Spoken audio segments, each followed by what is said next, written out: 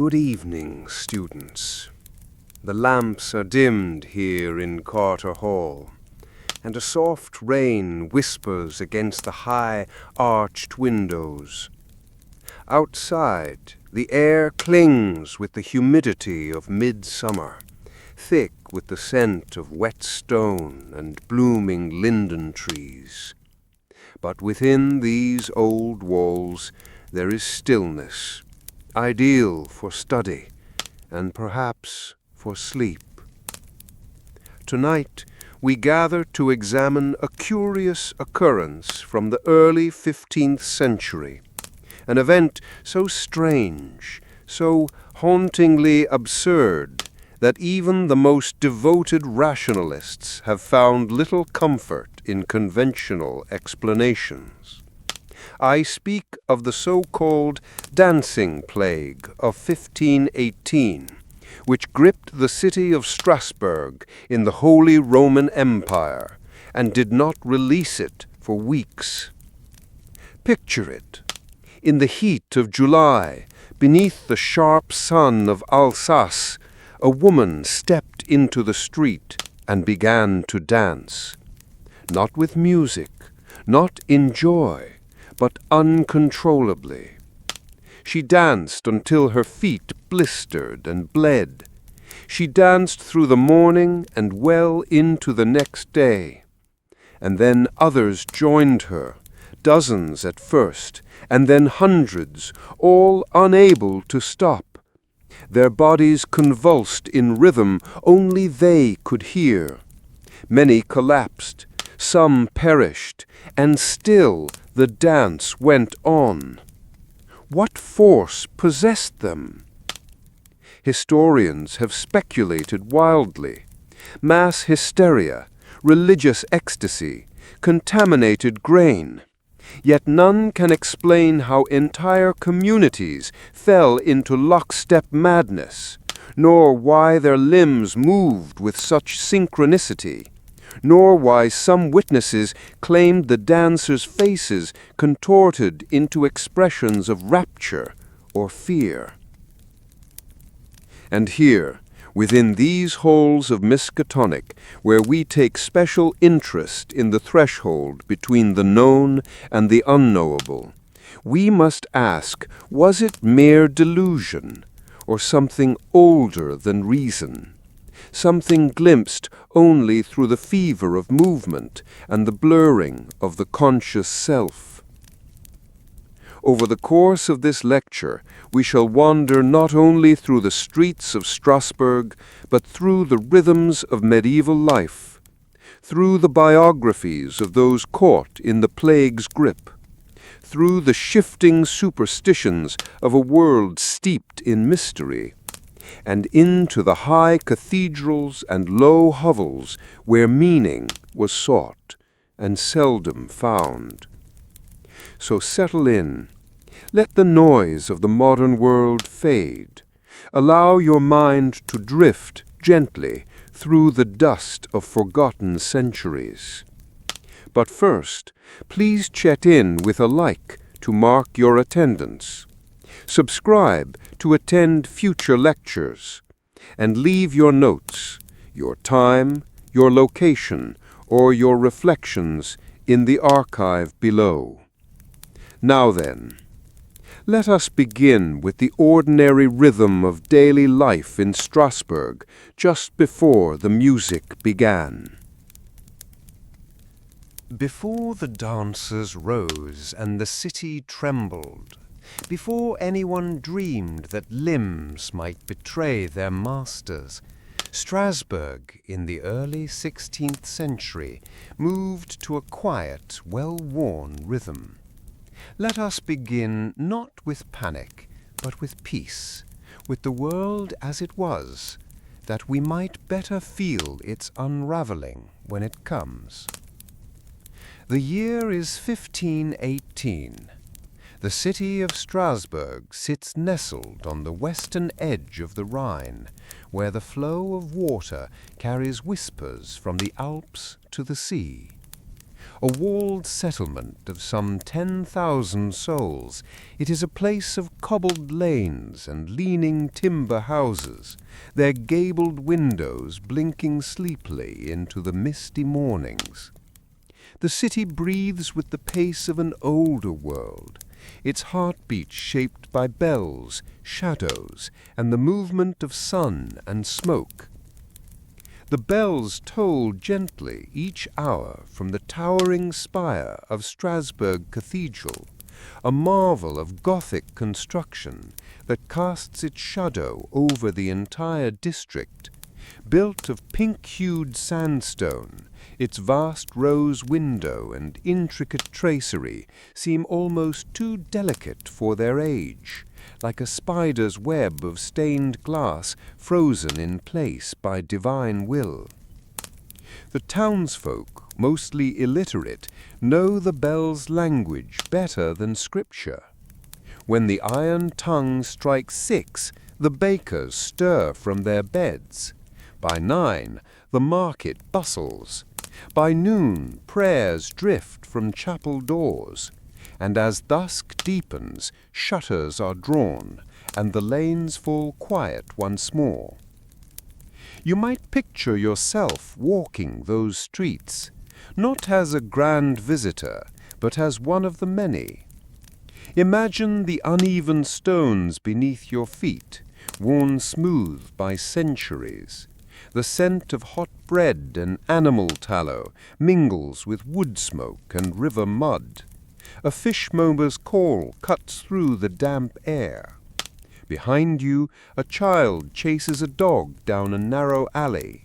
Ahead, a washerwoman empties a pail of grey water into the gutter. Overhead, laundry flaps from one building to another, drying slowly in the breeze. The rhythms are steady, if not gentle. Life moves as it always has, punctuated by toil, hunger, and devotion. The seasons govern all. In spring the river swells, and farmers bring wild greens and onion bulbs into the square. Summer brings heat, flies, and gatherings outside cathedral walls. In autumn the grape harvest begins, and in winter the city curls inward beneath its snow-dusted rooftops. The poor huddle in layers of matted wool and hope for charity from the abbey kitchens. Faith is not merely practiced in Strasbourg, it is embedded in every aspect of the day. Crosses hang above lintels, pilgrims pass through the gates on their way to distant shrines. The cathedral square hosts candle-lit processions and occasionally flagellants. Even the river crossings are flanked by statues of saints, arms outstretched to protect the living from the unseen. And yet, there are whispers. Always the world beyond the walls presses in, wolves in the forest, rumors of war, plague in some southern province, heretics, spirits, things half-glimpsed on stormy nights when the Rhine churns dark and swollen. But those are not thoughts for the daylight hours. In the bright clarity of morning, the people of Strasbourg go about their duties.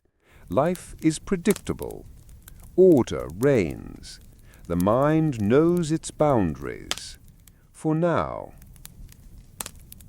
Now that we have wandered the streets of Strasbourg, let us step inside, into the homes, the workshops, the routines behind the timbered facades. It is in these quieter spaces that the rhythm of daily life pulses most clearly, through the motions of calloused hands and the muted hush of long candle-lit evenings. Strasbourg in 1518 was a city of trades. Bakers, coopers, butchers, tanners, blacksmiths, brewers, all part of an interwoven economic body. Guilds regulated labor and wages, set standards, and preserved rituals both sacred and mundane. Apprentices slept on pallets beneath their masters' roofs, rising before dawn to stoke the hearths, grind the grains, or hammer glowing iron into shape. The baker, for example, began his work when the rest of the city still dreamed. In a low, soot-darkened chamber beneath a sloping roof, he would feed his ovens, knead dough by hand, and score the loaves with practiced fingers. His face white with flour, his sleeves rolled high, he worked in near silence, punctuated only by the cracking of crust and the distant bells that ordered the hours. Above his shop his wife might be folding linens or warming a basin of water for the children. Few homes had proper chimneys. Smoke coiled from corners and clung to rafters. The furniture was sparse, rough benches, a heavy table, a few treasured pieces of pewter or brass, perhaps a carved box for storing dried herbs, or a worn book of hours passed down across generations. For most citizens owned little, but what they did have was layered with meaning. A length of ribbon, a woolen shawl, a pewter brooch, all tokens of memory, kept carefully from one winter to the next. For women, labor rarely ceased. They rose early to grind grain, tend fires, fetch water, and care for children. They spun flax into linen by candlelight, scoured the wooden boards of floors with ash, and visited public ovens or fountains for water and gossip alike. Midwives and herbalists occupied a shadowed space between healing and superstition, respected by some, feared by others. Children worked almost as soon as they could walk. Boys learned their fathers' trades. Girls learned how to tend hearth and cradle. Toys were rare, perhaps a carved animal, a ring of bone, or a bundle of rags made into a crude doll. Play, when it came, was simple and brief. And when the day was done, rest did not come easily. Sleep in Strasbourg was fragmented. Most homes were single rooms, the hearth the only source of heat. Families shared beds, sometimes layering straw atop wooden boards, other times piling together beneath coarse woolen covers. Privacy was scarce. Dreams were often communal. A muttered prayer, a final cough, a child's twitching hand. Many believed that night was the realm of the spirit, when the soul might wander and the dead might whisper to the living. Sleep, in this sense, was not just rest, but risk. Nightmares were not dismissed, but interpreted. Signs of illness, omens, or messages sent by saints, or something far less holy. In the colder months, sleep came early, yet it was often broken, first sleep, then waking, then second sleep. During these midnight hours, some prayed, others whispered, a few slipped from bed and wandered to the hearth to add wood and watch the coals flicker into strange shapes. These were the hours when memory blurred with dream, when logic softened, and when, some say, the veil grew thin. But even these fears were part of the pattern. Life moved forward, guided by the seasons, grounded in shared rituals and repetitions. And in this rhythm, the people of Strasbourg found meaning, comfort, and purpose, until the dance began. Even in a world built on labor and constraint, music found its way into Strasbourg's rhythm, rising like smoke from the hearth and curling softly through the city's alleys and taverns. There were songs for work, for prayer, for mourning, and for joy. Yet always beneath the melody lay something deeper, something older, a pulse just beyond the threshold of hearing. To understand what was to come, we must first understand the place music held in their minds. Music was not merely entertainment. It was a force. It was sacred. It was dangerous. Inside Strasbourg Cathedral, choirs of boys lifted hymns toward the stone vaults. The acoustics, shaped by God or geometry, stretched their voices into something cold and reverent. Organ music echoed through the nave like a distant storm, each note hanging in the air long after it was born. But in the streets, the sound was different. At weddings and feast days, fiddlers played reels and stomping dances. Their instruments were rough things, wooden, weather-warped, tuned by ear. The music was quick, repetitive, meant to be felt in the limbs as much as heard in the ear. Men and women danced in circles in the dirt, their shoes kicking up dust, laughter mingling with sweat. These were not choreographed ballets, but communal rites, movements passed down not by notation, but by memory, instinct, and rhythm. Children learned them before they could speak clearly. The dances were simple, 3 steps, a turn, a clap, but embedded within them were fragments of something far older, patterns that echoed across borders through centuries. There were also the darker melodies. In the hills outside Strasbourg, among shepherds and woodsmen, lingered older songs, chants in dialects half forgotten. Some were lullabies, others were laments. A few, it was said, were not sung out loud at all, but hummed softly to oneself on moonless nights when the forest pressed in too close. Alongside music came belief, woven tightly with ritual. Holy relics were paraded through the streets to cure drought or illness. Children were named for saints. Women wore charms, small bones, knots of red thread, coins pierced with a hole to ward off fever or misfortune. They believed in angels, in demons, in miracles and signs. They believed in invisible forces, seen not directly but in patterns, the shape of a cloud, the failure of a harvest, the echo of footsteps with no one behind. They feared being alone with their thoughts, and yet were taught to examine their souls. They lived between sacred and profane, trusting that both could be glimpsed in moments of music, madness, or deep, silent prayer.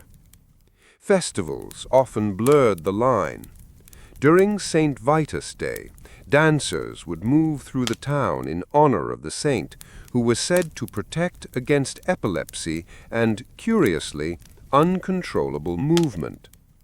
They would stamp their feet, clap their hands, sway with joyful abandon. In some years they wore bells on their sleeves. In others they painted their faces white and black and moved through the town like spirits caught in bodies. Most saw this as harmless devotion. But some believed that too much dancing, too much rhythm, could open doors that should remain shut. It was said that certain melodies, when played just so, could summon more than merriment. that if one moved too long, in too perfect a pattern, something might take notice, something watching, something waiting. In dusty corners of the city, old women whispered that Saint Vitus himself had once danced not in joy, but in torment, that his limbs flailed not from divine fervor, but from possession. And though priests denied it, some muttered that the line between prayer and invitation was thinner than parchment. Still the festivals continued, the dances went on. And then, in that fated summer, the rhythm stopped being celebration and became a contagion. By the time the dancers took to the streets in the summer of 1518, Strasbourg had already begun to fray, quietly, invisibly, like cracks beneath a smooth plaster wall. Life in the city moved with its familiar rhythm, but tension simmered beneath the surface, woven into the grain of the wood and the weight of the air. To a casual observer, Strasbourg appeared stable, governed by a city council of guild representatives and patricians, with a booming trade in wine, textiles, and grain. It was a free imperial city under the nominal protection of the Holy Roman Emperor, and its cathedral rose proudly as a symbol of Christian authority. But prosperity did not reach all corners equally, and the facade of order concealed a populace increasingly strained by forces they could not control. The harvests in the years prior had been poor. Rainfall had been erratic, with sudden cold spells damaging crops and livestock succumbing to illness. Grain prices soared. Bread, once a staple, became a luxury for many. Famine hovered like a ghost just outside the city walls. Malnutrition weakened bodies. Desperation hollowed minds. Mothers watered thin soups, and children scoured alleyways for scraps. When winter came, it came sharp and long. Disease, too, was a familiar presence. Plague did not strike every year, but always loomed in memory. The mere rumor of infection could empty a street or shutter a parish. Physicians, few and often distrusted, offered treatments drawn from ancient texts, balancing humors or prescribing concoctions of mercury and leeches. Illness was not merely a physical affliction, but a spiritual trial. Many believed it was divine punishment for sin, or worse, evidence of witchcraft, heresy, or unseen corruption. And then were the sermons. In pulpit and square, preachers thundered warnings of moral decay and impending judgment. The Protestant Reformation had begun to spread across the Germanic world, and Strasbourg, though not yet a hotbed of heresy, felt its tremors. The unity of Christendom was cracking. Some whispered of new doctrines, of men like Luther challenging the Pope. Others warned of damnation, of the end times, of God's wrath kindled against a wayward people. The people listened and feared and prayed. But fear does not always find safe harbor. In such times, the mind looks for patterns, signs, portents. A child born with a crooked foot, a cow refusing to give milk, a dream of fire. These, once dismissed, became weighted with meaning. The veil between natural and supernatural wore thin when bread was scarce and death walked the alleyways. Even the air felt different that year. The summer of 1518 arrived with oppressive heat. The cobblestones burned beneath bare feet. Wells dried quickly. The canals grew stagnant and green. Insects thrived. Tempers shortened. Night brought no relief, only a stifling closeness, as if the city itself could not exhale. And in that closeness, the people began to see things. Some claimed to glimpse figures watching from the alleyways. Others reported strange dreams, dancers in shadowed chapels, whispering voices, limbs moving without will. A sense of pressure built like the seconds before a thunderclap. The council took note. Complaints rose, petty crimes increased. A nervous energy settled over the city like dust. The usual distractions, processions, feast days, markets, offered only fleeting relief. Even the bells, so constant and grounding, began to feel less like timekeepers and more like warnings. Then came the rumors. In a nearby village, it was said, a man had fallen into a trance and danced for 3 days before collapsing. A woman in the hills claimed to be plagued by visions of saints dripping blood. No one knew if these stories were true, but they spread, and they stuck, and they resonated in minds already softened by hunger and sleeplessness. Strasbourg was a city waiting to break, not with war, not with fire, but with something stranger, something without a name. And then, on a quiet morning in July, a woman stepped into the street and began to dance. The morning was already warm when she stepped into the street. There was no procession, no music, no celebration, only the sounds of daily life echoing down the alley, wooden wheels over stone, shutters creaking open, the distant toll of the bell from the cathedral tower. Her name was Frau Trophäa, a name preserved not because she was remarkable, but because what she did, what she could not stop doing, would ripple through the entire city. She was, by most accounts, a common woman, married, working class. She may have lived near the tanner's quarter, or perhaps closer to the river. The records are unclear, but all agree that sometime in mid-July, in the year 1518, she stepped outside and began to dance. She danced alone.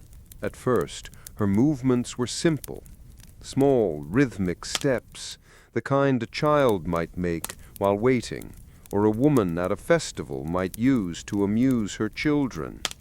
But there was no festival. There was no music, no laughter, and she did not stop. By mid-morning, her gestures had grown more intense. Her arms moved with strange fluidity, her feet tapping in chaotic patterns. Onlookers gathered, at first amused, then uneasy. She did not respond to greetings or questions. Her face was set in concentration, perhaps even pain, but her limbs moved on. Neighbors called her husband. He begged her to come inside. She did not. Others offered bread, water, a chair. She ignored them. She danced through the noon heat, past the time of prayer, into the dimming afternoon. By sunset, she had collapsed, only to rise again. That night, the townsfolk whispered. Some said she was bewitched, others feared possession. A few, more practical, believed it to be illness of the brain, what the learned men called melancholia or mania. But whatever it was, it seemed to have no intention of ending. She danced into the next day, and the day after. Eventually, the city watch brought her to the Guildhall. Physicians were summoned. They bled her, applied poultices, prayed over her. But her body still moved. Even as she cried out in exhaustion, even as her feet began to blister and crack, her limbs moved to a rhythm none could hear. And then others began to dance. A man in the cloth market, a girl near the river's edge, a cooper's apprentice. By the week's end, more than 30 people were reportedly moving uncontrollably, not in revelry, but in compulsion, not by choice, but seemingly by force. Some moved with wild abandon, others with jerking spasms, but all shared one thing in common. They could not stop. City officials watched in disbelief. At first, they assumed it would pass, a strange bout of illness perhaps, an outbreak of temporary madness. But the numbers continued to rise. Dozens became scores. Some reports suggest over 100 people were afflicted in a matter of days. Physicians were baffled. They examined the afflicted for signs of fever, injury, or spiritual derangement. Their diagnoses ranged from overheated blood to excessive bile to demonic influence. They had no unified theory, only confusion. The council grew desperate. They ruled out common explanations. No signs of poison, no disease spreading through the air. The afflicted came from different districts, different walks of life. There was no single cause to isolate, no common food, no common prayer, only the dancing. Some fell to the ground, unconscious. Others collapsed in the streets, breathing heavily, their limbs twitching long after they'd ceased to rise. And always there were new dancers. A girl would stop, and an old man would begin. A priest's scribe, a brewer's wife, a beggar, a merchant's son. Their faces were strange to witness, some twisted in pain, others in ecstasy. A few wept as they moved, others laughed, most said nothing. The city scribes recorded the events with growing unease. One wrote, "They move as though compelled, as if their limbs were not their own." Another, more cautious, "It is as though a soundless melody has been placed into the minds of the people, one they cannot help but obey." Some citizens avoided the afflicted entirely. Others began to fear that observation alone could spread the illness. They covered their eyes, turned away, whispered prayers. And still, Frau Trophäa danced. As the strange affliction spread through Strasbourg in the summer of 1518, the city's leaders, healers, and clergy faced a mounting question. How does one treat a plague without fever, an epidemic without lesions, swellings, or the scent of death, a madness that danced? They began, as they often did, with the body. The leading physicians of the city, men trained in the Galenic tradition, where the four humors ruled over all ailments, sought first to restore balance. They examined the afflicted, noting signs of exhaustion, flushed faces, trembling limbs. In their view, the excess was clear: too much heat in the blood. The recommended remedy? Bleeding. And so the dancers were restrained where possible, and opened with careful cuts along the arm. Blood flowed onto cloth, into bowls, onto the stones. Some calmed briefly, others thrashed more violently, as if the pulse of motion resented the interruption. Cold compresses were applied, elixirs of valerian and wormwood, tinctures made from poppy and crushed pearls, depending on one's means. The poorer afflicted received simpler cures, herbs wrapped in linen and pressed to the brow. These were largely ineffective. The rhythm, it seemed, was immune to poultices and prayer alike. Clergy were brought in next. The Church held long precedence in healing of both body and spirit, and Strasbourg's clerics responded with solemnity. Processions were made in honor of Saint Vitus, the very figure long associated with strange bodily convulsions. Candles were lit, chants performed. Some urged the afflicted to confess, believing that sin might lie at the root of the disease. Yet the confessional offered no cure. The dancers did not stop. Some clerics began to speak of divine punishment, perhaps for heresy or for indulgence in music, drink, and worldly excesses. Others suspected sorcery. The devil, they said, moved among the people, twisting their limbs to his own unholy rhythms. A few even called for public penance, fasts, ashes, flagellation. But in the eyes of the afflicted, there was no malice, no possession, only exhaustion.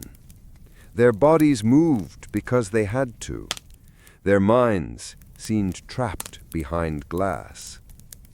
The city council, desperate to act, turned to something unorthodox. It was proposed, perhaps by a physician, perhaps by a magistrate, that the dancers should be allowed to dance, that the compulsion must be satisfied, spent, drained. And so they cleared a space in the heart of the city. A wooden platform was erected in the grain market. Musicians were hired, fiddlers, drummers, flutists. Professional dancers were even brought in to accompany the afflicted. It seems absurd to us now, but to the leaders of Strasbourg, this was not celebration, it was treatment. The belief was this, that music might draw out the excess from the body like steam from a pot, that the frenzy could be burned away in the open air. And so they played. Day and night the square echoed with strange, frantic melodies, not joyful, not mournful, only relentless.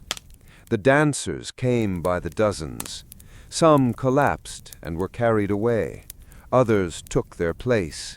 The music never stopped. Onlookers stood at a distance, uneasy. Some crossed themselves. Others whispered of curses. A few claimed they could feel something in the beat, not just heard through the ears, but deeper, a thrumming beneath the skin, a pressure behind the eyes, as if the rhythm itself was not being played by men at all, but was using the men to make itself heard. The council kept records. Some dancers lasted hours, a few days. At least 15 were said to have died from exhaustion, stroke, or heart failure. Others simply vanished into the alleys. A report from the city chamber reads, "The afflicted display no fear nor joy, only an overwhelming need to move. We have witnessed no miracle, only suffering, and still it spreads." In the evenings, The music slowed, but the motion did not. Some dancers continued through rain, mud, hunger. When their shoes wore through, they danced barefoot. When their feet bled, they danced in blood. Children were kept indoors. Pregnant women turned their faces to the wall. Priests stood at a distance with prayer books in hand, muttering Latin through clenched teeth. It was no longer clear whether this was illness, punishment, or contagion. And yet, through it all, the dancers were not mad. That is what confounded the learned men most. Their eyes still held awareness. They could nod. Some could speak briefly. One woman, when asked what she felt, reportedly replied, "It will not let me go." What it was, she did not say, nor did she need to. By late July of 1518, the dancing had become more than a strange affliction. It had become a city-wide crisis. Nearly 100 people had joined the convulsing procession in the streets of Strasbourg, and the measures taken thus far, bloodletting, cold compresses, music-driven purging, had yielded little more than a deepening mystery. Bodies collapsed, musicians played on. The rhythm, unnatural and insistent, pulsed through the heart of the city like fever through flesh. It was then that the clergy redoubled their efforts to intercede, this time invoking the name of a saint whose shadow loomed over the event from the start, Saint Vitus. Vitus was a curious figure in the pantheon of Christian martyrs, said to have been killed during the persecution of Christians under the Roman Emperor Diocletian.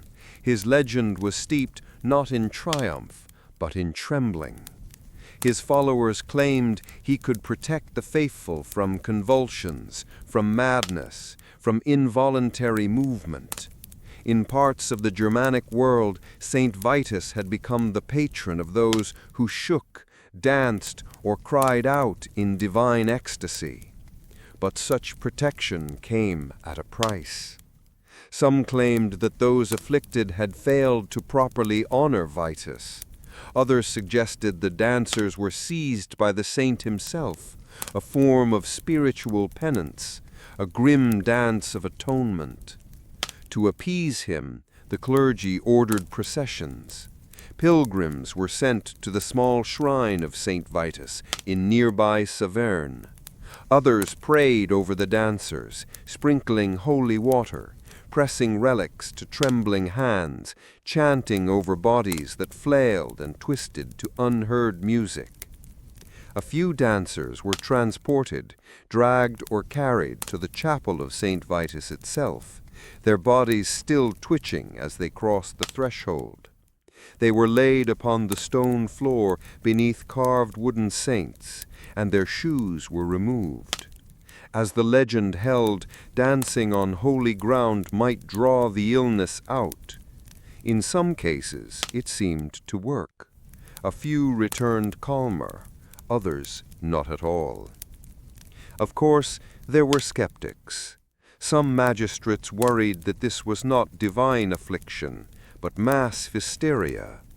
Others blamed heretical sects, too much exposure to the radical preachers who had begun to spread throughout the Rhineland.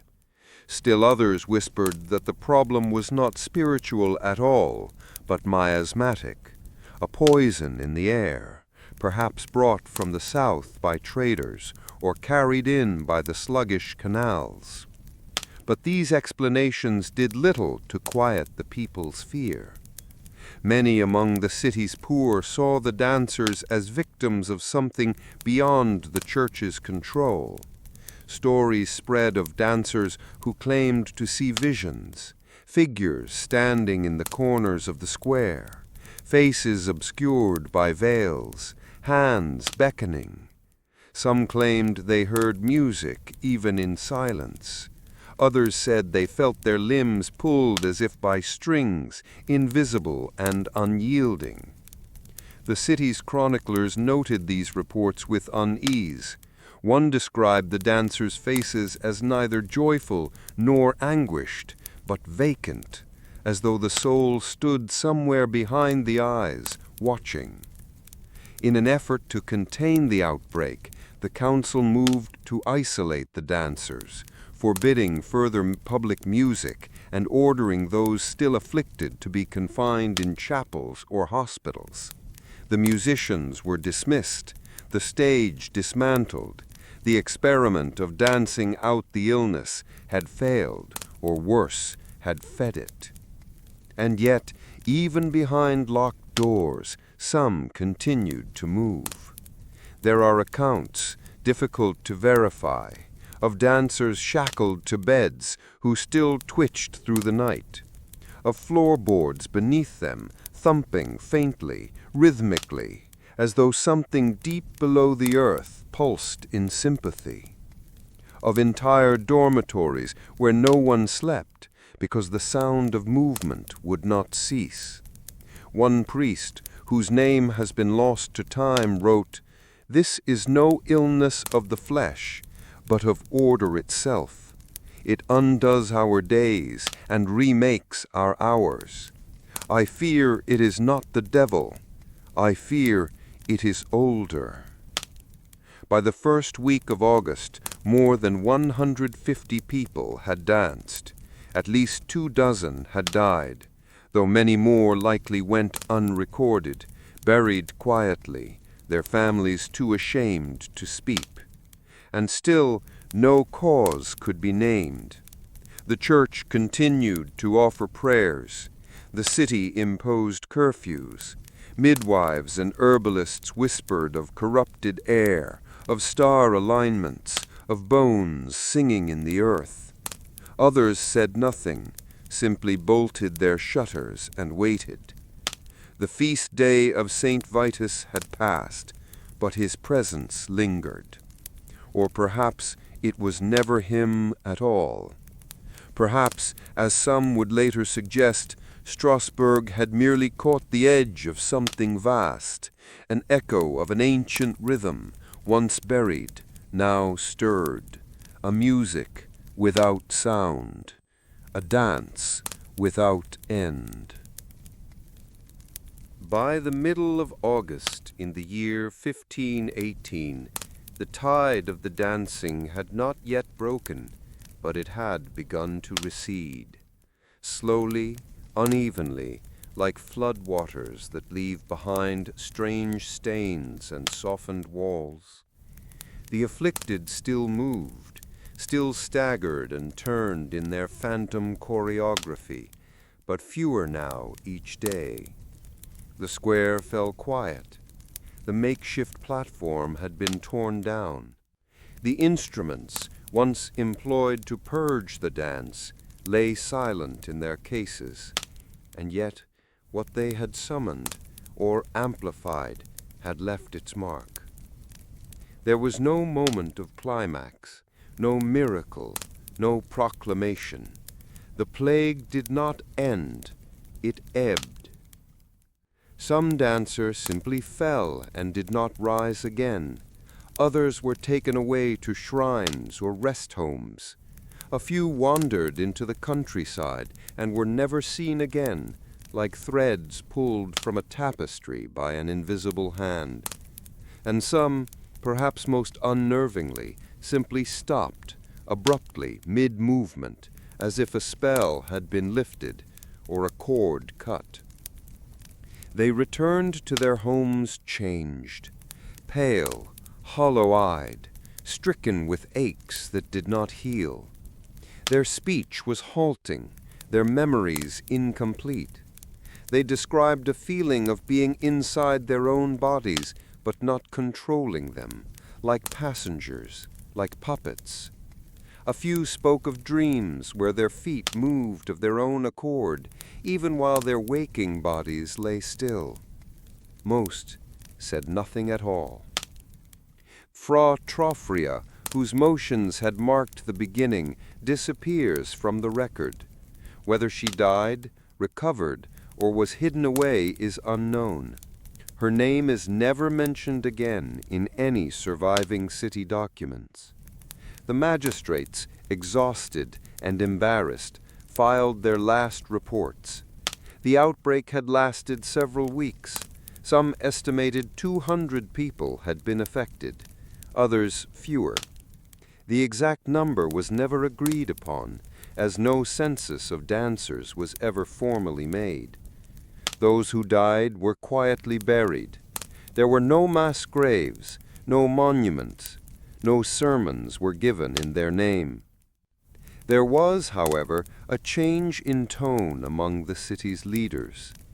A decree was issued banning all street music and dancing for the remainder of the year. Public gatherings were curtailed. Markets shortened their hours. Those who had encouraged musical treatment were quietly replaced. Physicians returned to more traditional methods. Clergy reminded their flocks of the dangers of spiritual weakness, of letting one's body stray from the soul's command. A few even hinted that Strasbourg had come under a test of divine judgment and barely passed. But in private, fear lingered. Not the fear of illness. Strasbourg had known plague, had seen black boils and coughing blood. This was different. This had not followed any known pattern. It was not spread through breath or touch. It had emerged from nowhere. It compelled. That was the word they used. Compelled. Not infected, not persuaded. Compelled. Something had been set in motion, and no one could say why. Some chroniclers tried to make sense of it in the years that followed. They blamed astrological conjunctions, the alignment of Saturn and Mars. Others cited economic hardship, hunger, stress, and crowd psychology. These were modern explanations before their time, logical, empirical, safe. But none of them accounted for the music, the invisible music, the fact that so many moved to no sound, and that those who watched, truly watched, claimed in the low voices of the very tired that they too could almost hear it, that it came from beneath, and that once heard, it was not easily forgotten. A merchant's widow, who had not danced, but lived near the square, later told her parish priest that she sometimes woke in the night with her legs twitching, not painful, just aware, as though waiting for a cue. She had to bind her feet in cloth to sleep. Others said they could no longer listen to fiddles without feeling something tighten behind the eyes. A baker near the cathedral removed his wind chimes. In time, Strasbourg returned to its old rhythm. Harvests resumed. Children grew. Saints were honored. But something had shifted. A caution settled over the people. An extra breath taken before stepping into a square where someone danced. A second glance at musicians. A hesitance to follow a rhythm too perfectly. And no one spoke of St. Vitus that year with fondness. What began with a woman in the street became an echo that lingered not in records, but in memory, in posture, in silence. The plague, as it was called, left no stain on the walls, no scar in the streets. Only the suggestion that movement itself might be dangerous, that pattern, if followed too closely, might become a trap, that the body might know a music the mind cannot resist, and once it starts, it may not stop. History remembers the dancers of Strasbourg, but it does not understand them, not fully, not cleanly. Theories have gathered like dust over the centuries, some rational, some imaginative, all attempting to frame what was, at its core, an event that defies neat classification. In this segment, we shall begin the slow excavation of those explanations, turning each over like a shard of broken pottery, searching for a pattern, a reason, a cause, and perhaps something else. Let us begin where the 16th-century mind began, with the balance of humors. The dominant medical theory of the age, drawn from the writings of Galen and preserved through the medieval church, held that the body was governed by 4 humors: blood, phlegm, yellow bile, and black bile. These elements were in constant flux, and health was simply the name for balance. Illness, then, was imbalance. Too much black bile, melancholia. Too much blood, fever, passion, convulsion. The Strasbourg physicians, working within this framework, were quick to diagnose the dancers as suffering from overheated blood. A surfeit of vitality, they reasoned, caused the limbs to move uncontrollably, like steam forcing a pot to boil over. Treatment, therefore, was direct: reduce the heat, bleed the patient, cool the body with water and herbs. In this light, the city's bizarre decision to encourage dancing may seem less absurd.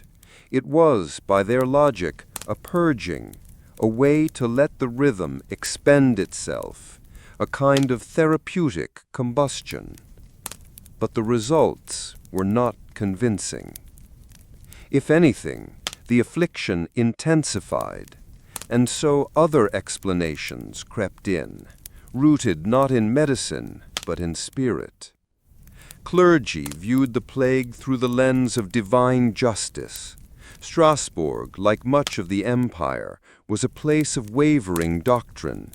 The Protestant Reformation was stirring across the Rhine. Pamphlets and whispers circulated in taverns. Priests warned of lax morals, of disrespect for the saints, of worldly indulgence. Was it not fitting, they asked, that such a punishment, this spectacle of bodily humiliation, should follow? A city that danced in pleasure might be forced to dance in penance. And so they turned to St. Vitus. But even as chapels filled and incense thickened the air, there were those who doubted, who looked past the saints and asked stranger questions. Why now? Why here? Why dancing? This gave rise to another thread, one we might call folkloric, or perhaps psychological.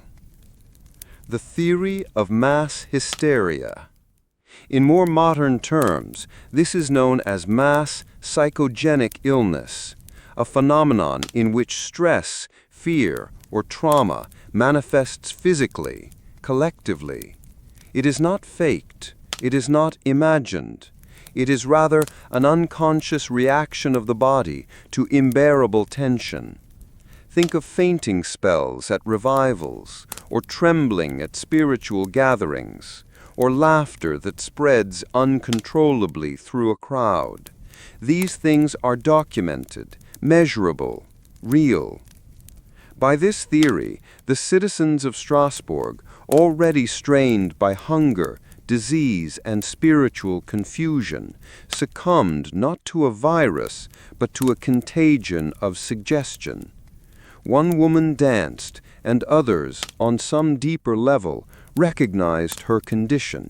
They joined her, not out of imitation, but out of shared distress, out of a need to release, to collapse into something that made sense of the noise in their heads. The mind, under pressure, finds patterns, and the body obeys. But this still does not explain the strange precision, the duration, the deaths. Nor does it account for why no other outbreak before or after reached quite the same scale. Yes, there had been other dancing episodes in parts of Germany, in Italy, even earlier in Strasbourg itself, but none lasted as long. None were so intensely documented. None gathered such a grim momentum. And so a fourth theory emerged in the centuries that followed, one not of saints or souls or psychology, but of bread.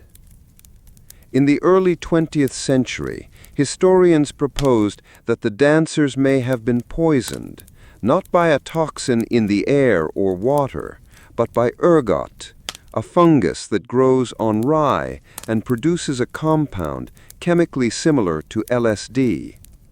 Ergotism, as it's now known, can cause hallucinations, spasms, and convulsions.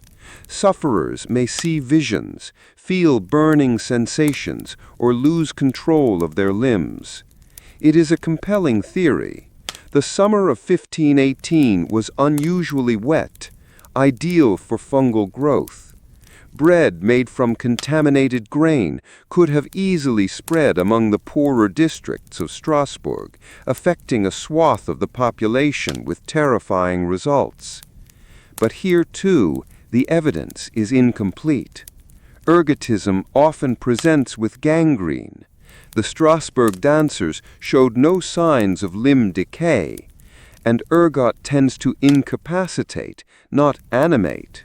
The afflicted often writhe in pain, not dance with relentless energy for days on end.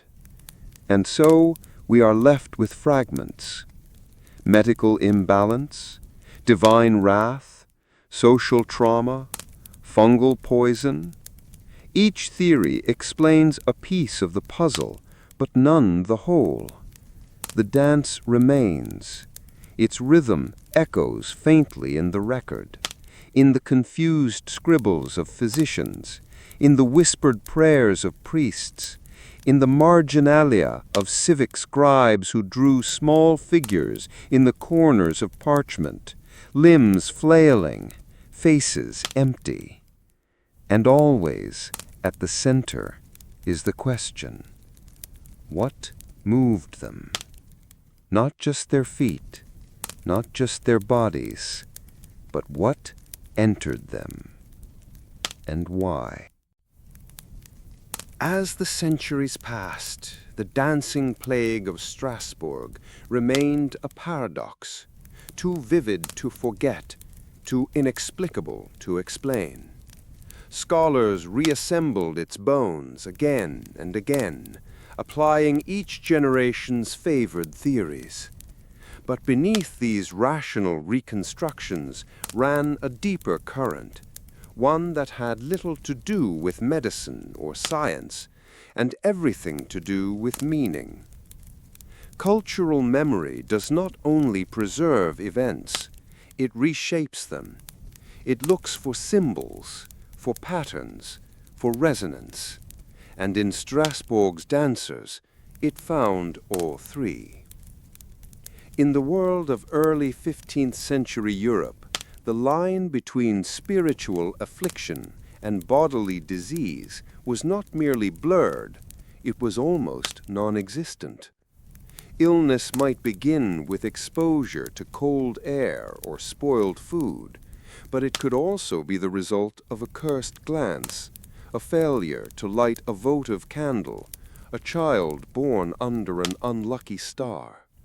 The soul and the body were not separate domains. One bled into the other.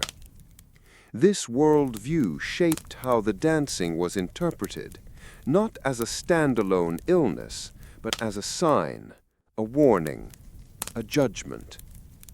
The very act of dancing in Christian Europe carried double meanings. On one hand, sacred dance existed, in processions, in rituals, in certain ecstatic expressions of faith. But more often, dance was associated with carnality, chaos, temptation.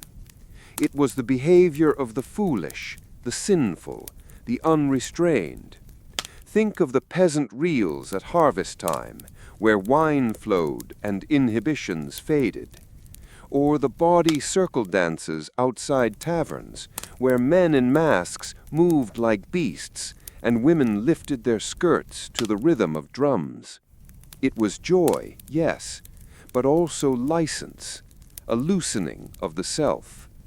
And so, when bodies moved without cause, without music, without end, it was not merely disturbing, it was symbolic. The afflicted were thought to be acting out some internal corruption. Their very loss of control was taken as proof that they had yielded to the devil, to temptation, to disorder. This belief was reinforced by the dancers' visible suffering. Their feet bled, their faces twisted, their exhaustion was obvious. This was not pleasure, it was punishment. To many observers, this linked the dancing to a long tradition of what we might now call choreomania, group dances prompted by spiritual frenzy. In medieval Italy, the tarantella was thought to cure the bite of a spider by compelling the victim to dance until the poison left the body. In parts of Germany, similar frenzies had erupted in past centuries. Groups of people moving, chanting, collapsing. These outbreaks were often interpreted through the lens of Saint Vitus or Saint John, but always they spoke to something deeper, the power of belief itself. The contagion of belief is a phenomenon as old as humanity. When we see others succumb to something invisible, fear, faith, fervor, it becomes easier to follow, not consciously, not by imitation, but by recognition. The dancer's limbs speak a language your own body understands, something primal, something ancient, something just below waking thought. In Strasbourg, this contagion may have moved faster than any true illness. It didn't need blood. It needed only eyes. Picture it. You see a woman in the street, moving strangely. You've been hungry for weeks. You've not slept well. Your child coughed all night. The priest spoke of judgment. The sky has been a flat, pressing gray for days. And now you see her. The way she turns, the blankness of her gaze, the way her feet beat the stones like a warning. And suddenly, your legs feel strange, heavy, or too light, or not yours. And you wonder, what if it's happening to me? In such moments, the body can become its own messenger. A tremble becomes a step becomes a shuffle, and soon you are no longer observing the event, you are inside it. Some folklorists suggest the dancers were acting out a kind of communal exorcism. The city itself was sick, morally, spiritually, and the dancers were the symptom, or the sacrifice. Their bodies absorbed the tension that the wider population could not express. Their motion became catharsis for the still, their collapse a kind of relief. Others see echoes of ancient rituals, pre-Christian rites absorbed and repackaged by the church. Dances to purge demons, movements meant to summon rain or fertility. Trances entered deliberately, then forgotten. Could some remnant of these rites have survived, unconsciously preserved in peasant memory, only to erupt under stress? It is difficult to say. The past is full of masks. What we do know is that the dancing was not seen as random. It meant something to those who watched it, and meaning spreads faster than sickness, especially when the world itself feels on the brink. Strasbourg, in 1518, was not simply a city of stone and water. It was a vessel of pressures, political, religious, physical, emotional. And those pressures needed release. Sometimes when a people cannot speak their fear, they move it. And sometimes that movement becomes a mirror, one from which no one can look away. Though Strasbourg's dancing plague remains one of the most thoroughly recorded episodes of mass movement without cause, it was not the only one. What happened in that city during the summer of 1518 echoes through history, not in precise duplication, but in eerie resonance. Across centuries and continents, other communities have succumbed to involuntary rhythms. And in each, we find a pattern, sometimes social, sometimes spiritual, sometimes inexplicable. Let us turn now to these echoes. Their stories do not always resemble Strasbourg exactly, but they carry its scent, the unease, the compulsion, the dance. Nearly a century earlier, in the year 1374, a group of people began to dance on a bridge over the Rhine in the town of Aachen. The structure trembled beneath their stamping feet, and several fell into the river and drowned. No music played. No festival was underway. Witnesses said it looked as though they were in pain. This event would become one of the earliest cases linked to what would later be called St. Vitus dance, a label that would cling to outbreaks of strange movement for generations.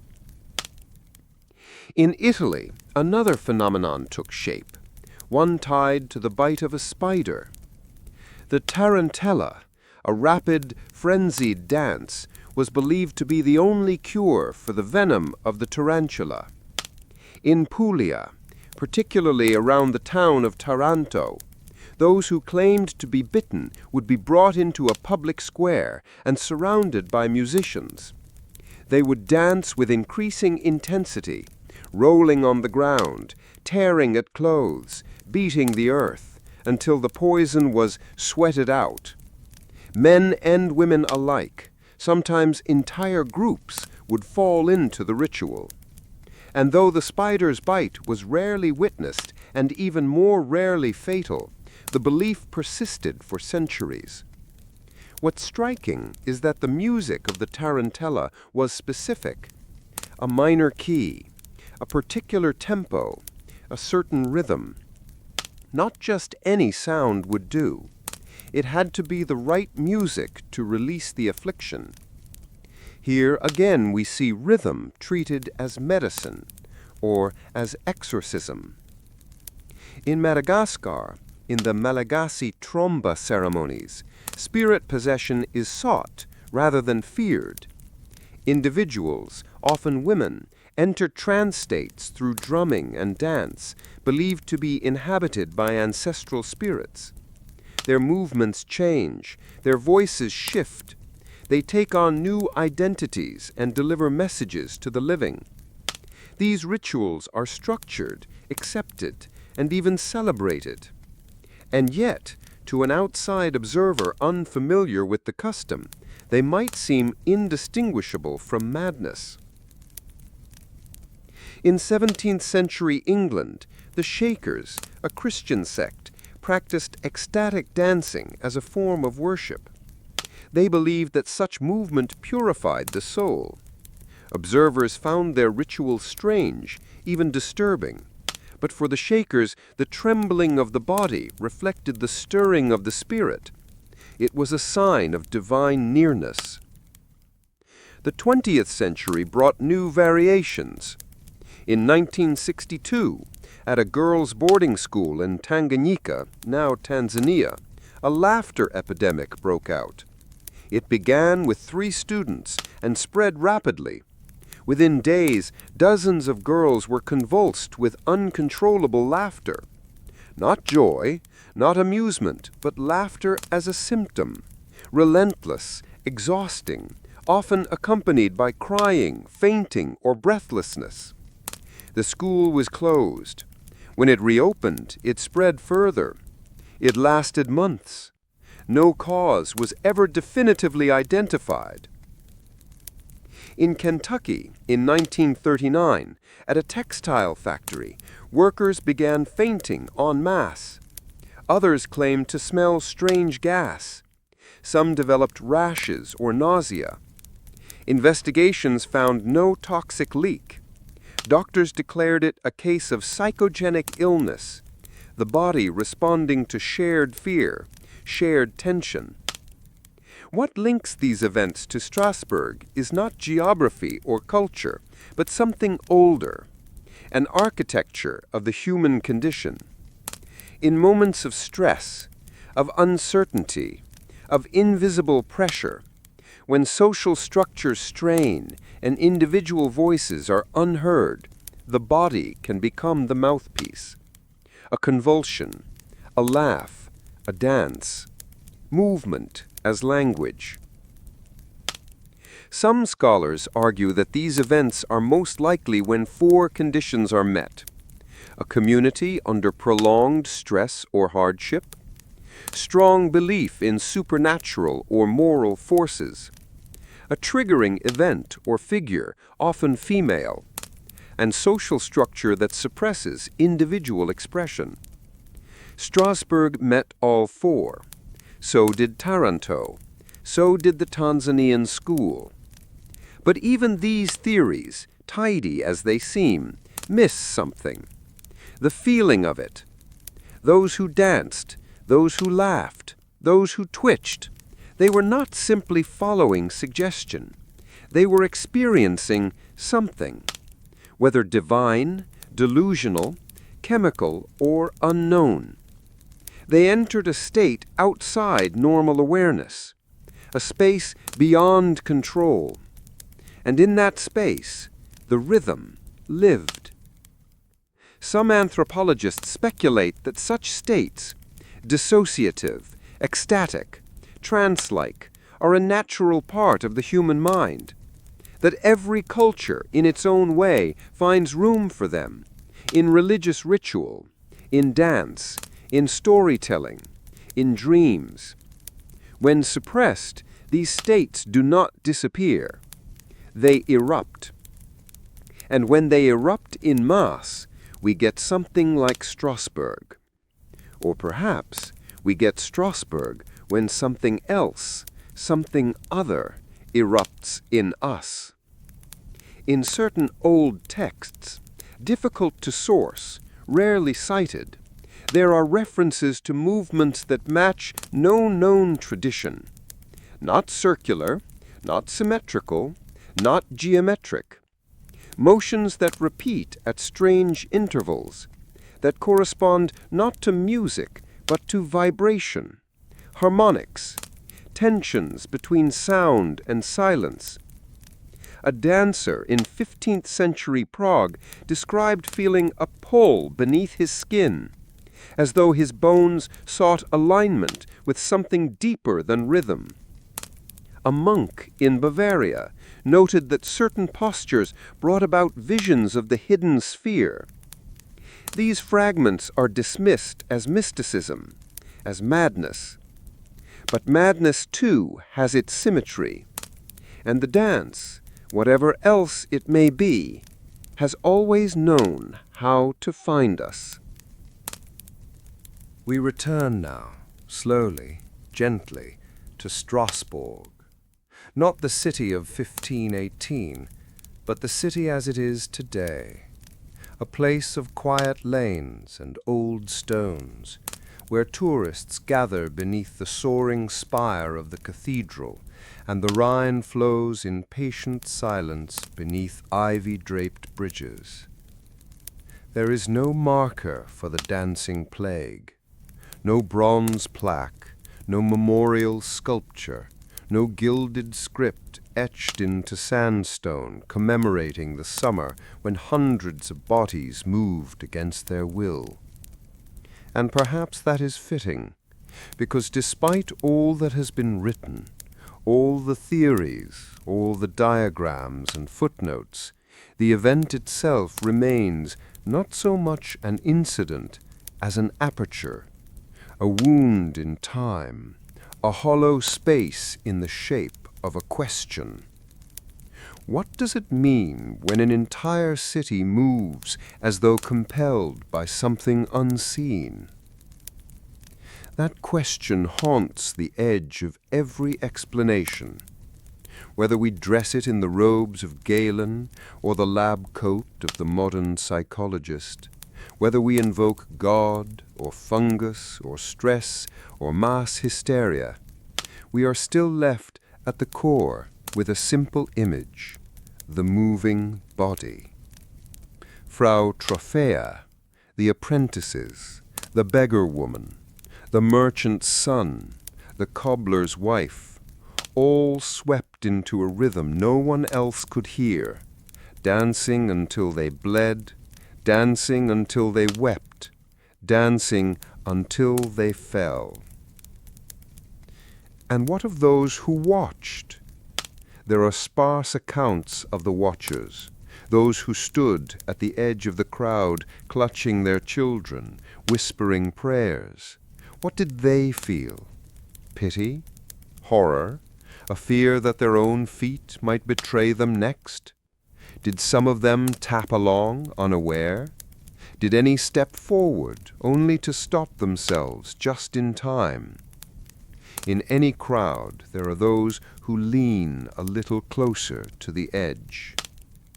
We don't often think of witnesses as participants, but in mass events, be they riots, revivals, or rituals, the boundary between the observed and the observing is paper thin.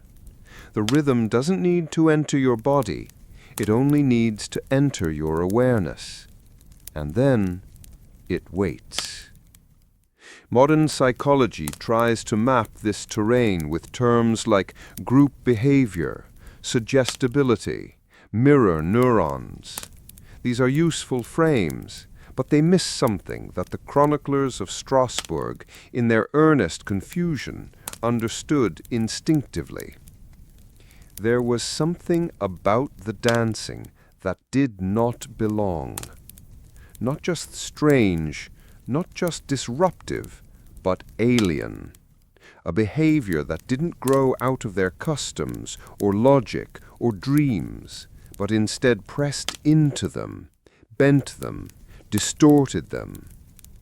It is as though something once buried was stirring and used the oldest tool it could find: motion, pattern, pulse.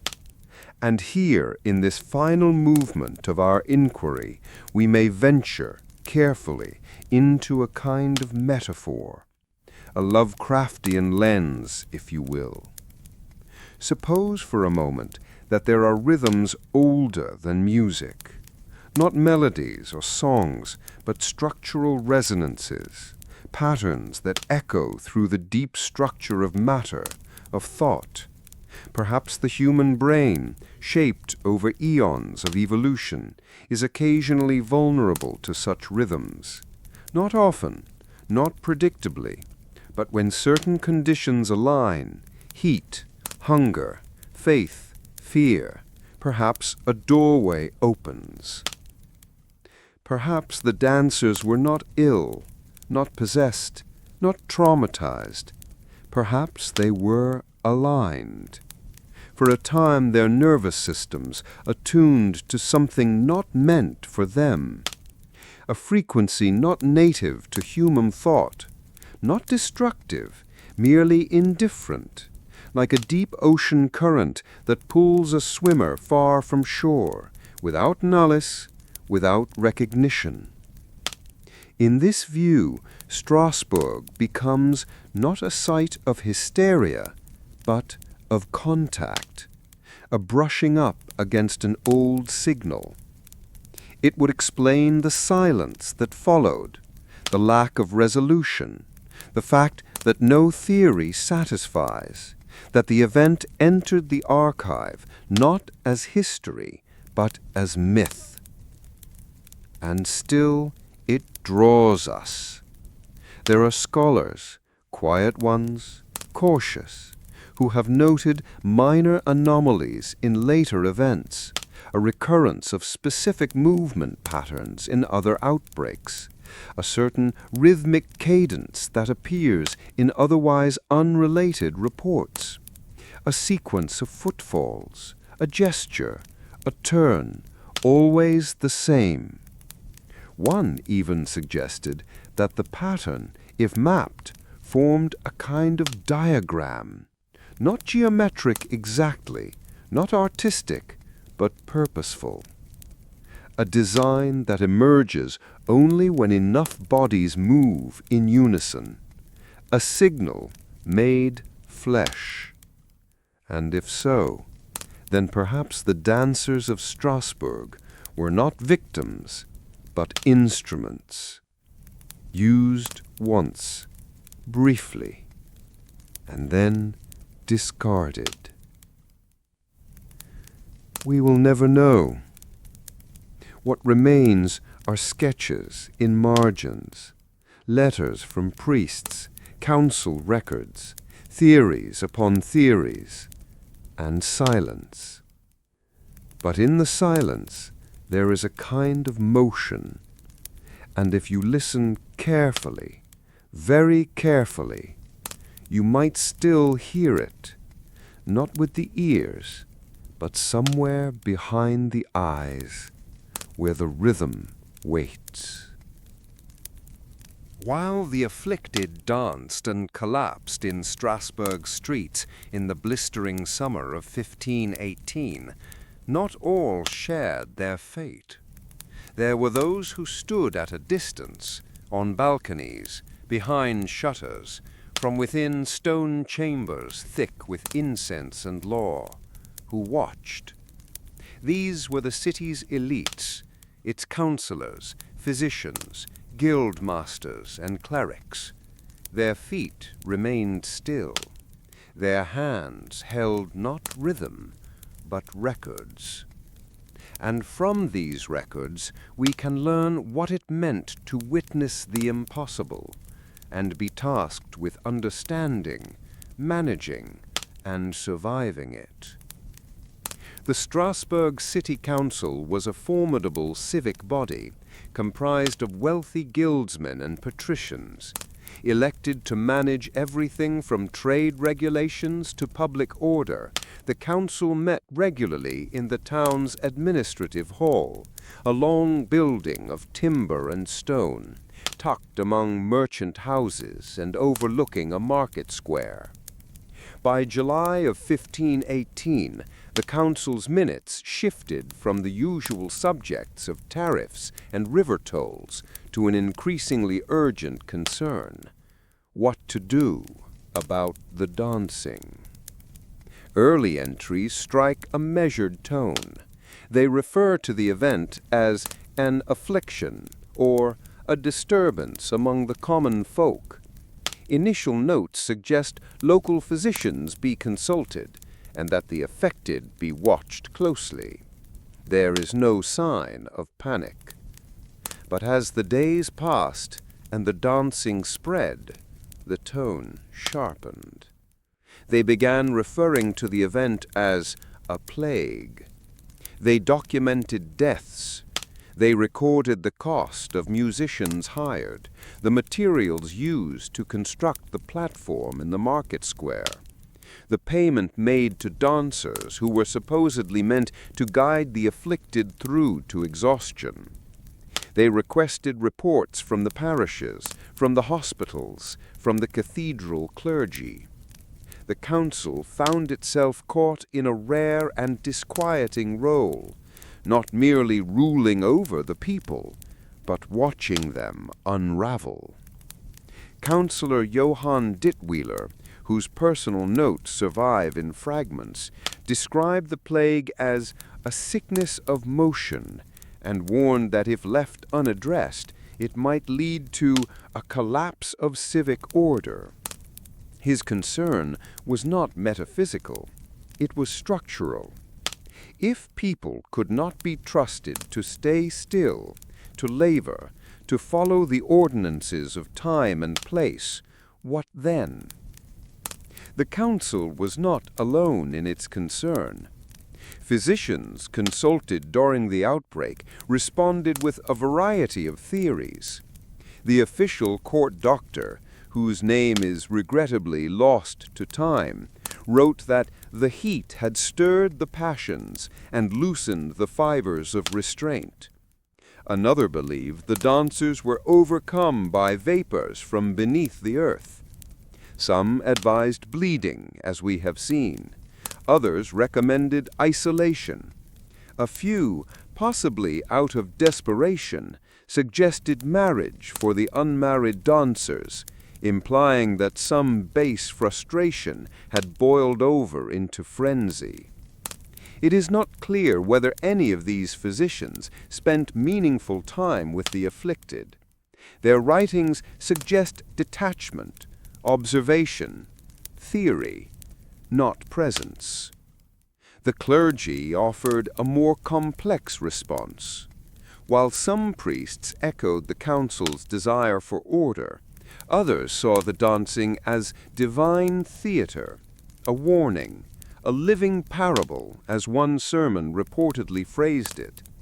These clerics believed that the dancers were acting out the city's collective sin, its pride, its indulgence, its abandonment of true piety. And yet, beneath these proclamations, there was a quieter unease. A few clergymen, notably those serving in the smaller parish churches outside the city center, expressed doubts in their letters. One wrote that he had stood beside a dancer who moved for hours, whose eyes were filled with water, but saw nothing. He noted the smell of sweat and blood in the summer air, and the strange stillness that would pass over the crowd between waves of motion, like the calm between tides. Another priest, older and nearing retirement, claimed to have seen similar behavior once, many decades prior, in a village lost to time. He wrote, "This is not punishment, it is memory." What he meant by that is unclear. The wealthy merchants and nobility, for their part, remained largely silent in the record. Few detailed statements from Strasbourg's upper echelons survive. We know from tax records and estate accounts that trade continued. Grain prices rose slightly, perhaps in response to public distraction. But business, in its cold way, endured. Some scholars suggest that the wealthiest citizens may have temporarily removed themselves from the city. Summer was a time for retreats to countryside estates. It is plausible, though unconfirmed, that many of Strasbourg's richest elites never saw the dancers firsthand. And yet their servants would have, their laborers, their children. And stories travel. Still, what remains most striking in the historical record is the restraint, the refusal, even among witnesses, to name the event as supernatural. No official document calls it demonic. No counselor speaks of curses. There is speculation, there is metaphor, but there is also caution. It is as though they feared giving it shape, as though naming it might give it more power. Perhaps that is why, when it finally ended, they said so little. No declaration, no memorial, just silence. A page turned, a record filed, a platform dismantled. The elites of Strasbourg watched the dance. They documented it. They theorized. They attempted to end it. But they did not understand it. And when it was over, They did what elites so often do when faced with mystery. They buried it. In the aftermath of the dancing plague, as the city of Strasbourg resumed its outward calm, the official record grew still. The council meetings returned to matters of grain, tolls, and guild disputes. Priests resumed their sermons on sin and salvation. The afflicted returned to their homes or disappeared into silence. The event faded from proclamations and pulpit, but not from story. It lived on in the shadows of books, in the borders of manuscripts, in the whispered tales passed from mother to child, in the very places where memory is least precise, but most enduring. We must remember that literacy was rare in Strasbourg in the early 16th century. The world was largely oral. It was shaped not by pages, but by stories. And in those stories, the dancers remained. Woodcuts from later decades depict them in crude, exaggerated form. Figures writhing in the streets, eyes rolled back, mouths agape. In one illustration, a skeleton appears among the dancers, not as a separate entity, but as one of them. It grins, indistinguishable from the living. No boundary remains between death and motion. Marginalia in prayer books and civic documents began to carry small figures dancing. Some were nearly comical, jester-like characters leaping beside animals or musical instruments. Others were more somber, lone figures in the corner of a page, curled in mid-turn, hair streaming outward. These were not official illustrations. They were added quietly by scribes or readers long after the text was laid down. They served no didactic purpose. They simply were. And in their simplicity, they reveal something. They show us that the event was not forgotten, only displaced. In folklore, the story changed. Within a generation, people no longer spoke of the woman named Trophea, nor of the council's response. Instead, they spoke of the cursed dancers, or the ones who moved until they dropped. In some tellings, the dancers had laughed as they collapsed. In others, they had wept. A few tales insisted they danced for joy, that it was not a curse, but a blessing, and those who joined were healed, not harmed. Folklore is not bound by accuracy. It flows toward meaning, and the meaning was clear. Dancing without cause was dangerous. Even in festivals and carnivals, where dance had long been a source of release, new caution emerged. In certain parishes, records show that dancing was banned on holy days. Musicians were taxed or scrutinized. Rhythmic motion became suspect. At the same time, artists and playwrights elsewhere in Europe began using the image of the dancer as a metaphor. The danse macabre, or dance of death, had already existed as an artistic motif since the Middle Ages, but now it took on sharper teeth. No longer simply a reminder of mortality, the dance became a warning against disorder, a symbol of loss of control. The body, once celebrated in movement, was now seen as a site of potential betrayal.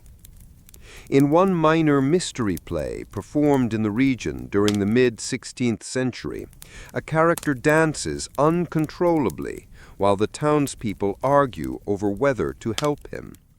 The scene ends with the dancer being bound and buried, not because he is dead, but because the motion must be stopped.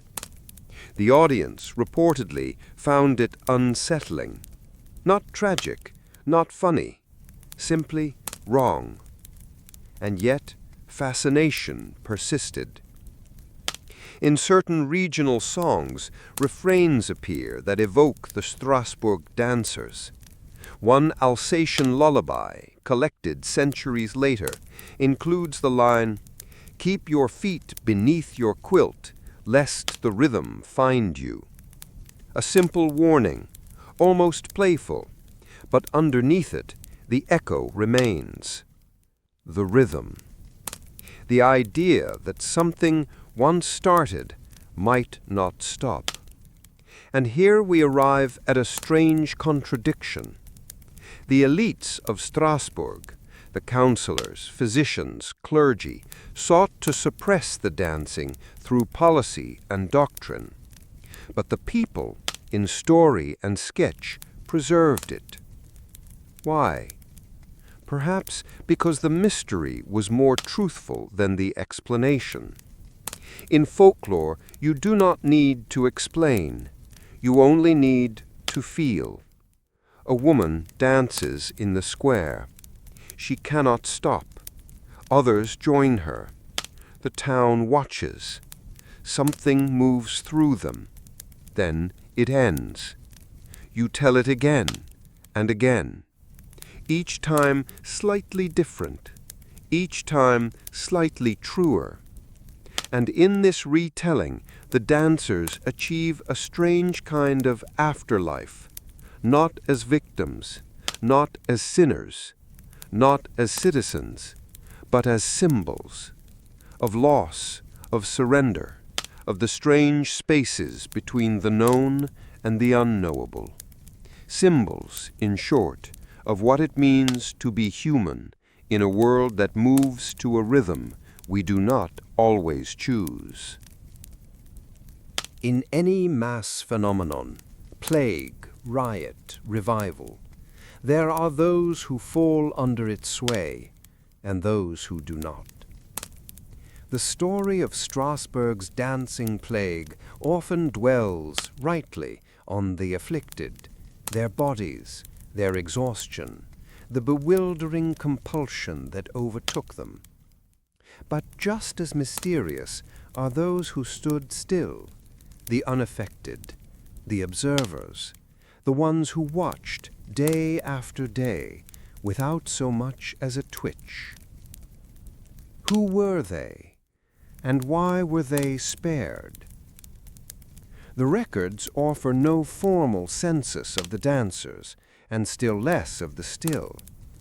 But from what little survives, the council minutes, the physician's notes, the marginal tales, we can infer that certain groups remained largely untouched by the affliction. The wealthy, for instance, the literate, the clerical hierarchy, skilled craftsmen, merchants, and magistrates. These individuals appear in the records as observers, managers, record keepers, but never participants.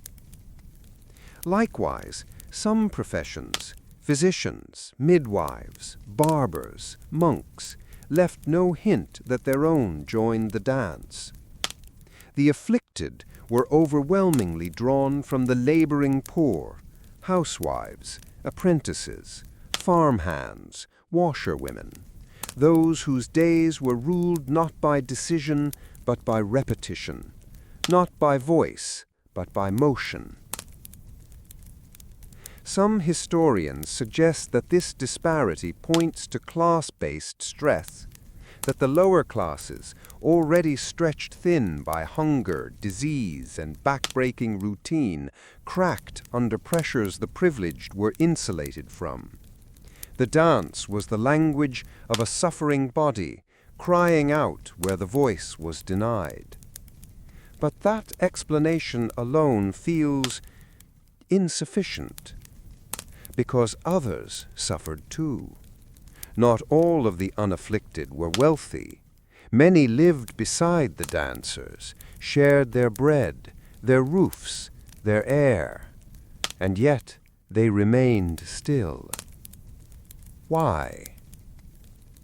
One theory is proximity to belief, that those more deeply embedded in the communal ritual landscape, those who danced at festivals, who prayed to Saint Vitus, who feared curses and charms, were more susceptible to falling under the spell of the plague, that belief itself acted like a primer.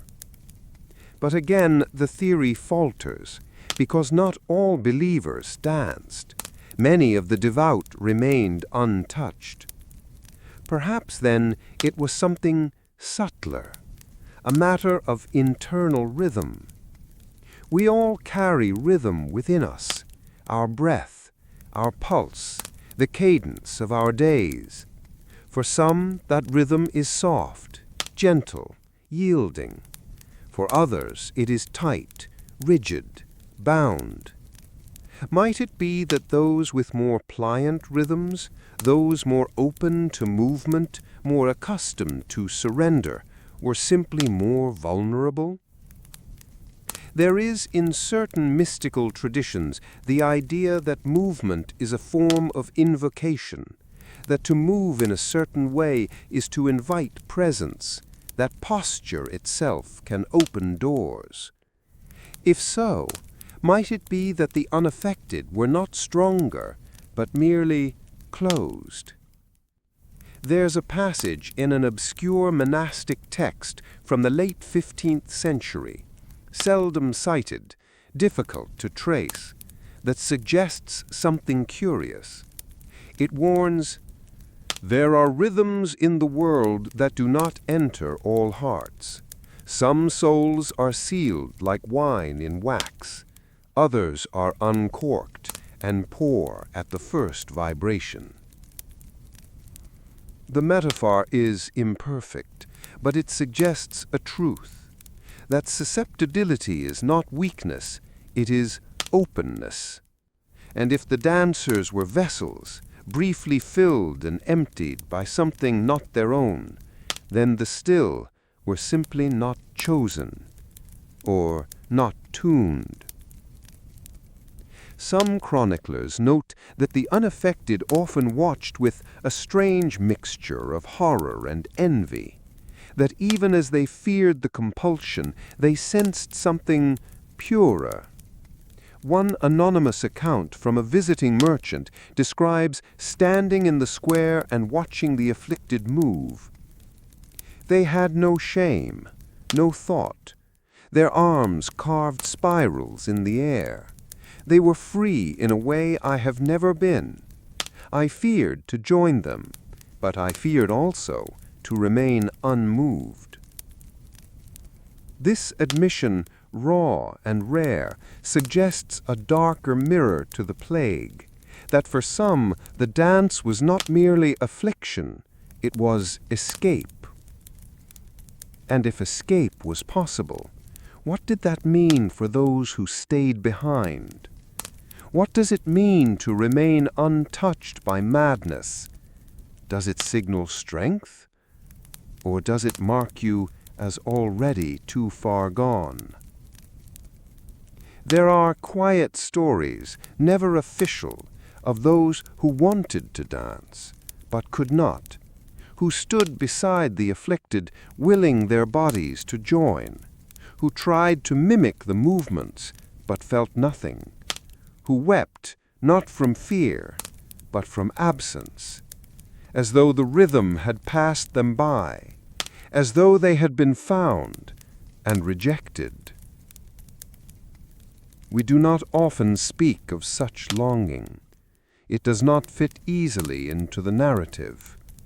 But it too is part of the plague. For every person who danced, another did not. And in that space, between movement and stillness, lies the deepest mystery of all. Not why they danced, but why you didn't. And then, after weeks of motion, of collapse, of rhythmic compulsion, the dancers were gone. There was no declaration, no closing ritual, no line drawn across the cobbled street, no final note of music. The bodies stilled, the breath returned, the city exhaled. And Strasbourg quietly, deliberately, chose to forget. This final silence, this absence of aftermath, may be the most curious element of all. For a city known for its thorough records, its civic diligence, and its well-documented affairs of trade and law, the aftermath of the Dancing Plague is conspicuously blank. No follow-up decrees, no inquiries, no formal acknowledgments in the years that followed. A handful of council entries simply note, in curt Latin, that the dancing subsided. And then nothing. What followed was not restoration, but erasure. Why? One theory is bureaucratic fatigue. The council had exhausted its authority trying to manage the crisis, hiring musicians, building platforms, consulting physicians and priests. Once the dancing stopped, perhaps they feared to stir it again. To speak of it might invite its return. But beneath the practical lies the symbolic. Silence can be a wound, or a wall, or a seal. And this silence feels purposeful.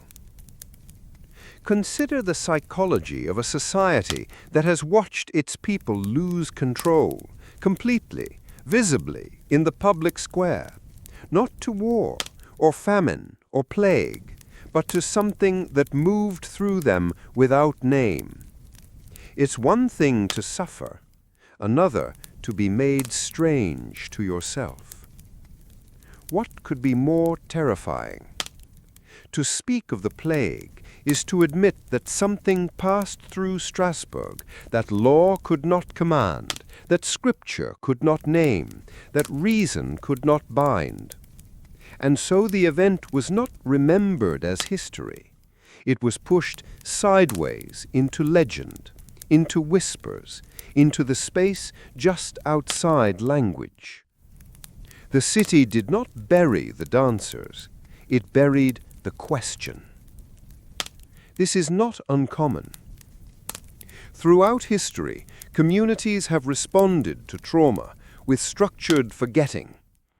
We build monuments to battles and kings, but the haunted village, the vanished children, the unaccounted-for madness, these are allowed to fade.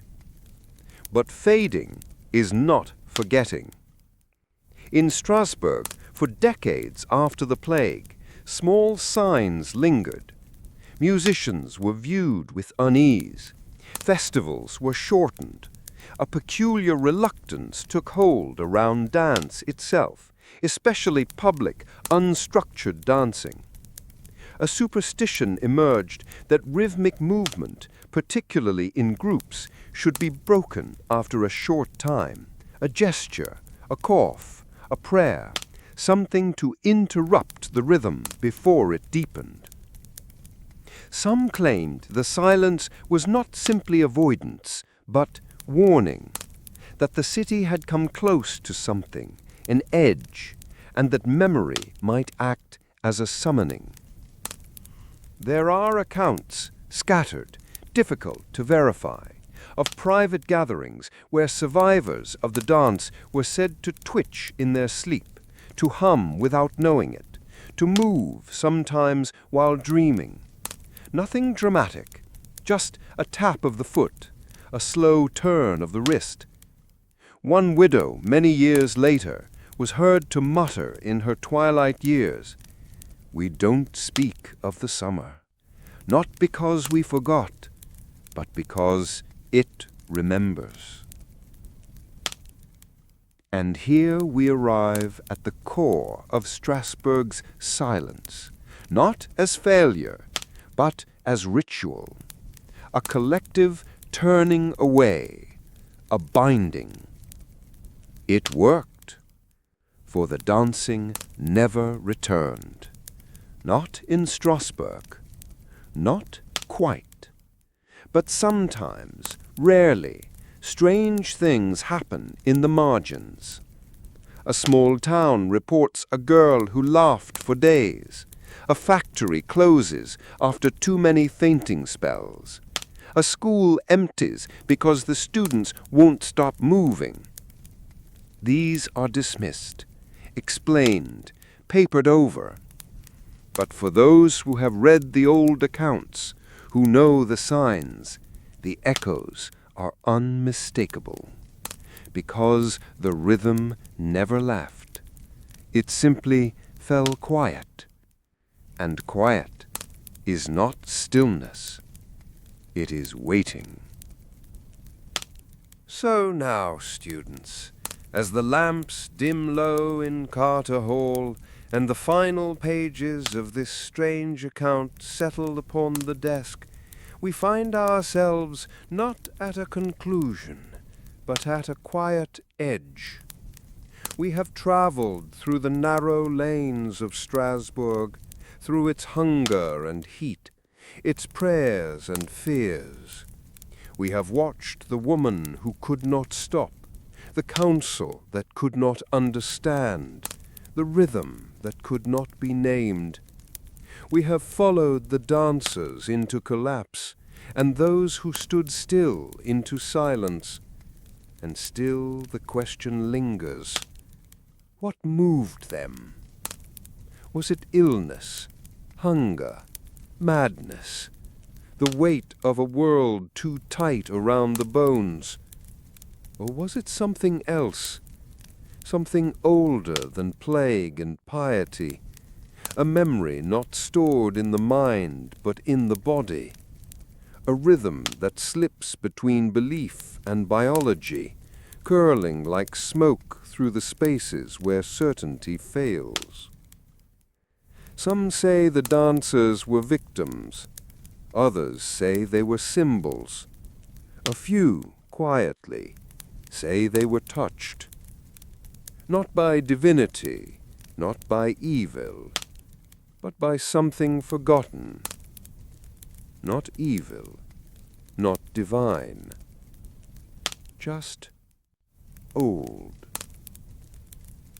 Here at Miskatonic, where we study the spaces between disciplines, between knowledge and myth, between language and dream, we are careful with conclusions. History, like the sea, does not end. It recedes. It waits. And sometimes it returns in shapes we no longer recognize. Perhaps that is the lesson of Strasbourg. Not fear, nor pity, nor explanation, but attention. To rhythm, to movement, to the soft places in our routines where the unknown may slip in. As you drift now into rest, let the details of this tale dissolve. Let the names fade, the streets fall away, the questions grow quiet. The body needs stillness after so much motion, the mind a hush. And yet, somewhere in the silence, perhaps you'll hear it. Not loud, not near, just the faintest pulse, soft as a heartbeat in another room. Not threatening, not cruel, just waiting.